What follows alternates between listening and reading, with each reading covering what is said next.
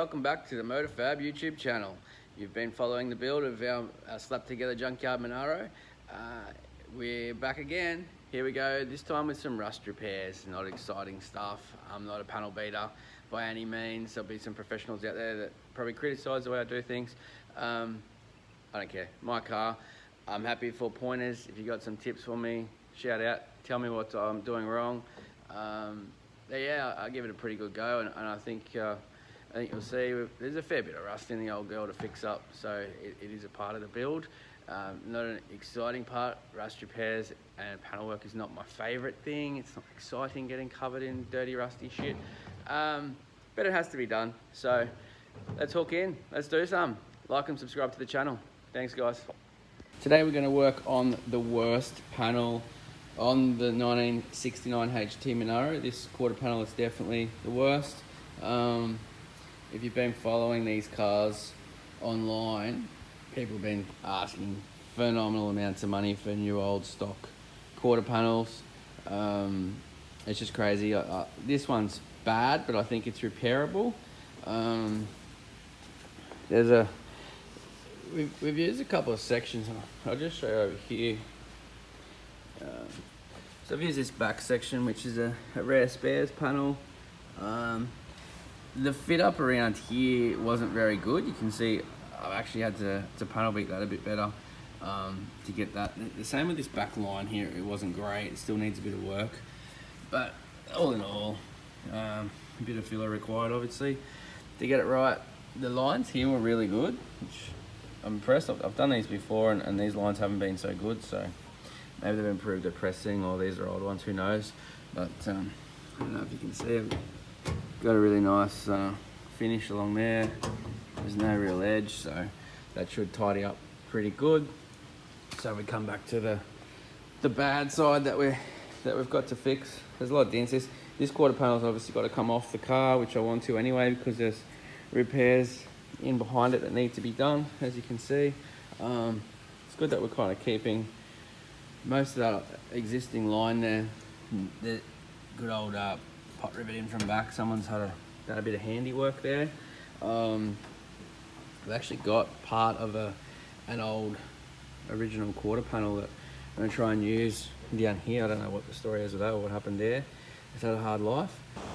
So this is the piece of quarter panel I mentioned earlier. It's actually a passenger side prem, as you can see on that prem quarter panel, which I kept just to use this piece here to fill in this bad area. But looking at it now, the wheel arch I've checked is a circle, so it's not laid back at the front of the rear or anything. It's symmetrical. That's the word I'm looking for. So this the body line here sort of disappears there, whereas on this quarter it looks to be still quite good. I'll strip that back and see, make sure there's no bog in it. Just check it for check the panel underneath. So I'm thinking that we can use a big part of this panel. It's actually a pain that the fuel filler's in it, even though it's back to front from the other side of the car. But metal's metal. If it's the same shape, it's the same shape. A little bit ding there, it's in a pain. But and then I've got this rare spares replacement lower here. Big shout out to Christopher Nielsen for donating those. Really overwhelmed by some of the responses we've had to this project already. So Chris has donated those, which I'm absolutely rapt about. So we're going to put that to there. Cut out a piece of the old car. Sorry, I'm trying to hold this thing up and just mark the other excess that we don't need anymore. Obviously we've got to get rid of the fuel filler bit, and we'll cut that, clean it all down, and obviously then that covers up. We'll cut out all of that crap, and that's all bare metal. It's just got a bit of undercoat on it. So yeah, we'll cut that piece up and get it nice and fitting, put it up there, scrub our lines, cut the car, French the two together. Right, so I've cut my panel. Now, we hold that there. Just gotta rough it out. This, it's hard to see. You can see these cars have a, wow, that door looks nice and shiny, even though it's not. Good old camera angle. You can see there's a nice crease in these cars down the side of them. And obviously that's our most important thing, is to keep that crease in the car. Now, if we put the panel down there to where, because obviously this is the back side of a passenger side and we're putting on the front side of a driver's side from a 2-door to a 4-door, so it's a completely different thing. But if we line it up where the bottom panel lines up, the line, it's really hard to hold in film, is around here, but it's quite hard to feel, to see. And that's our pen line there, is just a rough of our line there. So we've got to come up there. It may not work exactly yet, we'll see. We might have to tap a new line in.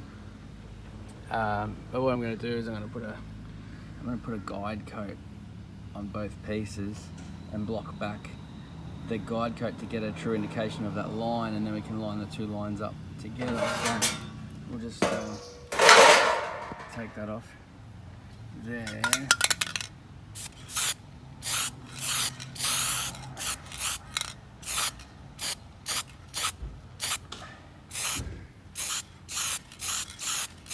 That should give us, I'm watching the camera screen as I paint here, so painting's not great.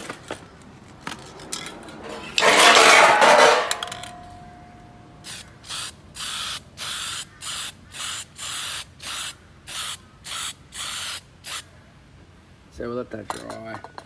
We'll block those two down, and we should be able to see the line quite clearly then, and we should be able to line them up. Hopefully, get it seamlessly through the car, one into the other. So you can see now I've scuffed that guide coat there, and it really clearly shows up the line in the car, which is great. So then we just have to line up this back panel. Obviously it won't fit until this part here can sit where it wants to. It's got a little over trim at the top there to trim back, and a bit of the panel line off the bottom there. So I trim those off, and then we're getting closer and closer. It's just, again, I'm not a panel beater, but I always find with this stuff, just take it off bit by bit, and have to patch that piece separately. Work down, and don't try to take big chunks, and you won't end up with big gaps that fill everywhere. So I'm hoping to get this panel to fit really neat under pressure now, because it's going to be on camera. But yeah, let's hope it fits nice, and let's hope that line stays really seamless. It's hard here because it's actually, the line fades away as it gets closer to the wheel arch, so it's really fading off on that piece there. But I'm pretty happy with how it's going to sit. So I'll chop these bits down and get everything lined up nice, and start to make the cuts in the car.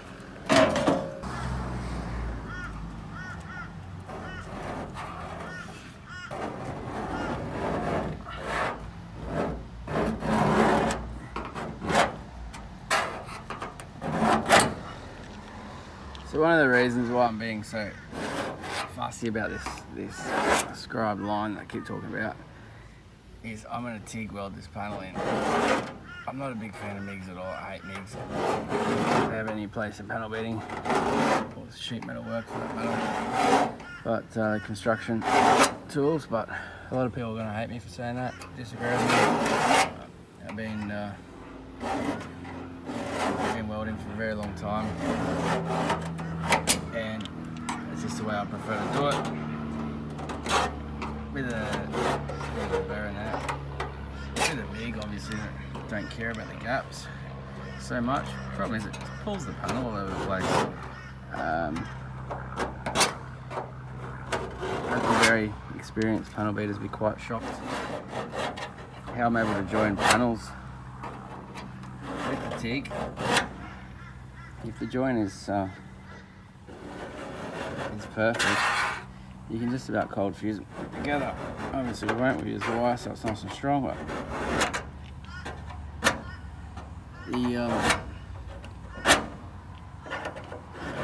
very, very little grinding, which is the part I like.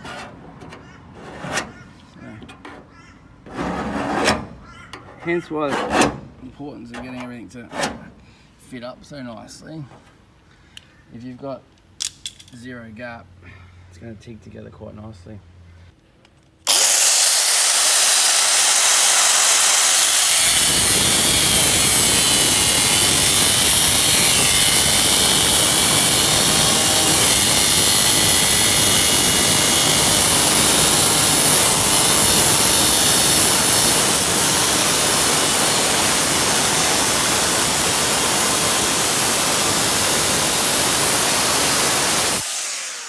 Okay, so I harped on about my, you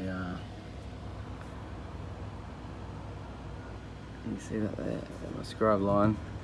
I can't even feel that there's no step there. It's really good. So it's a nice no gap. So we'll see. It's really, you probably can't hear me because I've got my helmet on, but I'm filming and tacking here.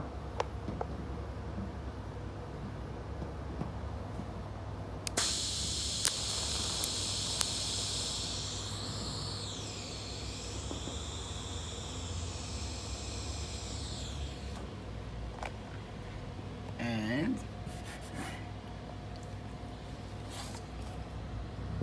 just run along a little bit of this one, get some heat in there.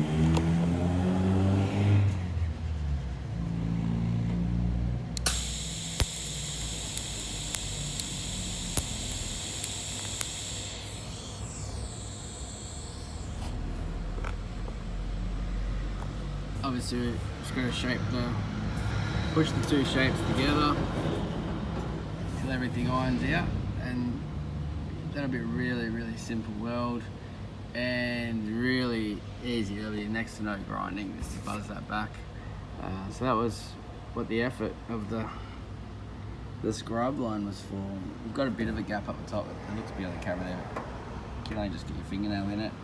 And yeah, so we've got a nice neat job in the end, and a nice fit up.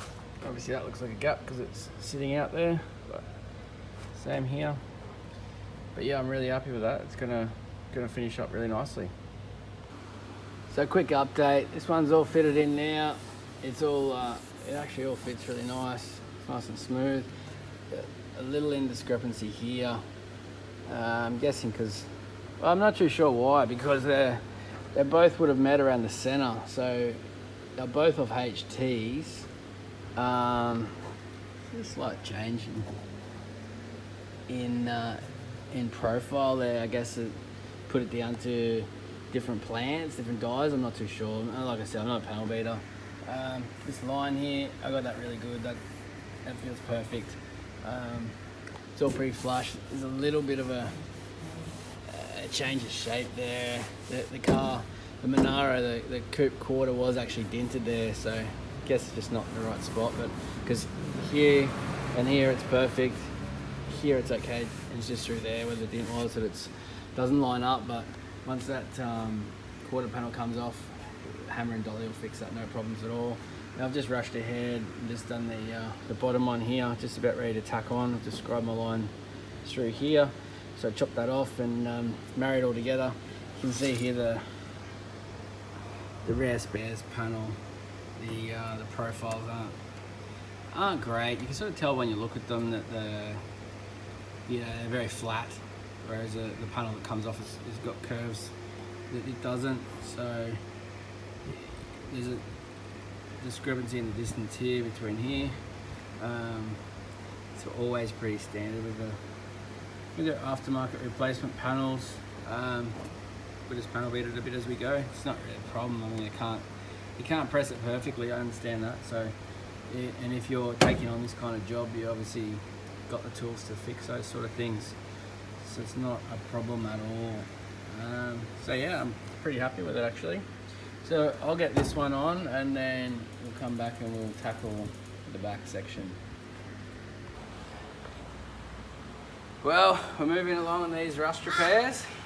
It's tiring work, I must say, but I'm not going to weld it all up just yet. We'll wait till everything's on and then weld it all up together.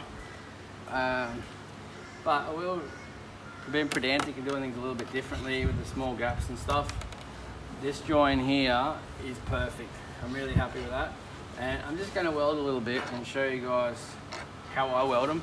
It's not to say it's wrong or right, because like I said, I'm not a panel beater. Could be totally wrong. It's just the way I do it and the way I've found the easiest over the years. I don't do much panel. I sort of refuse to. I'll do it on my own cars, but I wouldn't do it as a paying job. So I'm just going to tick up a bit and then I'll show you the weld, and then I'll show you how easy it sands off and how nicely it finishes.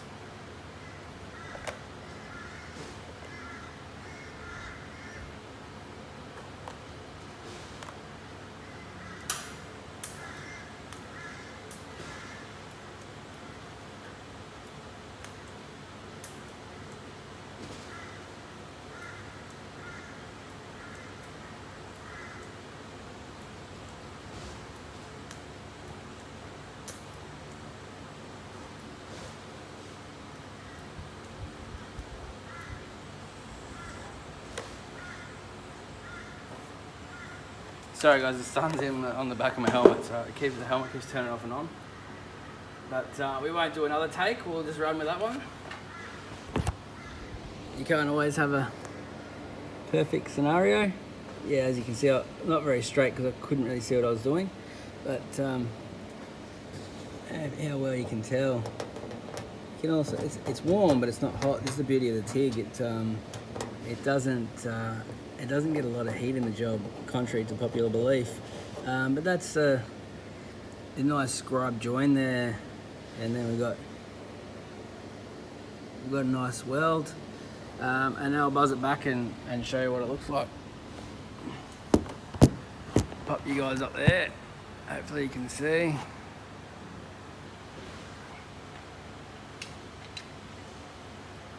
I'll give it just a really light buzz with a flapper wheel just to take the high edges off.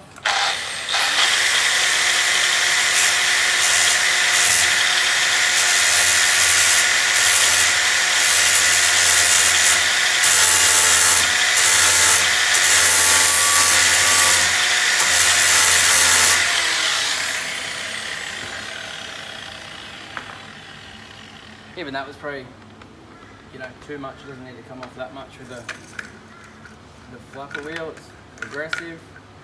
It's about an 80 grit. Now this is a 180 grit and a Velcro pad. Again, not a panel beater, got no idea, but this is how I get it right. Let's slow it down a bit. The variable speed grinder is a must in my opinion. Don't get the panel too hot.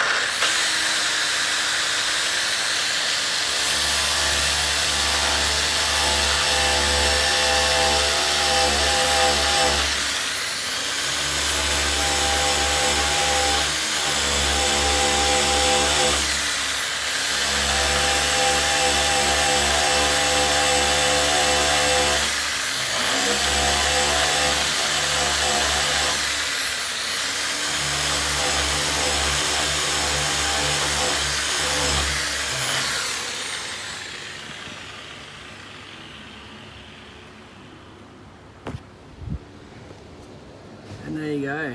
Obviously we're doing that right along. It's not very hot. Haven't got much heat in the panel at all. And yeah, look at that. That's no filler required whatsoever. And the best thing is because you don't have any steps anywhere. You're not making the panel thin on the high spots. So when you paint the car, you're not going to have thick and thin metal, which is going to shrink at different rates and all the stuff that makes the job look crap. So yeah, we're not working on a show car here, let's be honest, but when you're going to do something, you may as well just do it right. And yeah, you saw how quick that was. It's much nicer than spending hours and hours grinding. I don't know how quick most of you guys do, but I've done these two panels just today. It's a bit after lunch. I started about 9 o'clock. So hopefully we can fit this back one in today. Maybe, we'll see. And like I say, I won't weld it all up. We'll do that later. Yeah. Well, it's been a big day, but there we have it, all tucked together. You see this one here and this one here to do now for this side, and just the lower front on the other, and a couple of small ones. Thanks for checking out the Motorfab YouTube channel. The Monaro's looking a little bit better. I'm looking a little worse for wear, but that's it. Like and subscribe, check it out. Well, if you're stuck with this long, boring, panel beating, rust repairing video, here's a little bonus, just to make it a little bit more exciting. The old 7-second ute's just hiding here in the corner, and it needs to be started. Let's give it a little bit of a run.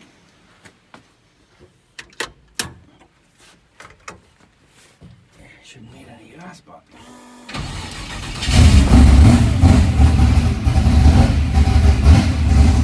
oil pressure coming up.